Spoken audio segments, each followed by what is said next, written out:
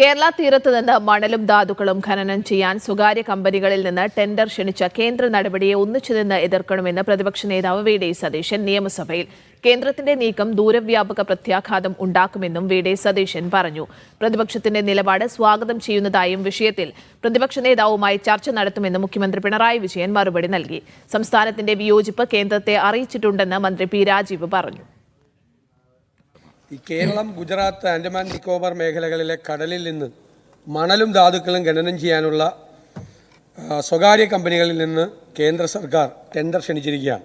മത്സ്യമേഖലയ്ക്കും തീരദേശ പരിസ്ഥിതിക്കും ഗുരുതരമായ ആഘാതം ഉണ്ടാക്കുന്ന തീരുമാനമാണ്. നമുക്കിതിൻ്റെ അകത്ത് കാട്ടിലേക്കാൾ വലിയ വൈവിധ്യമുള്ളൊരു ഫ്ലോറ ആൻഡ് ഫോണ നമ്മുടെ കടലിൻ്റെ അടിയിലുണ്ട്. ഈ സസ്യ ജന്തുജാലങ്ങളെയും ഈ വൈവിധ്യങ്ങളെയും ഈ മത്സ്യങ്ങളുടെ ഫുഡ് ചെയിനെയും ഗൗരവതരമായി ഇത് ബാധിക്കും. മുഴുവൻ മത്സ്യസമ്പത്തും തകർന്നു പോകും. നമ്മളെല്ലാവരും ചേർന്ന് സംസ്ഥാനം അതിശക്തമായ സമ്മർദ്ദം ചെലുത്തി നമുക്ക് ഈ തീരുമാനത്തിൽ നിന്ന് കേന്ദ്ര ഗവൺമെൻറ്റിനെ പിന്തിരിപ്പിക്കാൻ വേണ്ടിയിട്ടുള്ള നടപടികൾ സ്വീകരിക്കാൻ സർക്കാർ മുൻകൈയെടുക്കണം എന്ന് ഞാൻ അഭ്യർത്ഥിക്കുന്നു.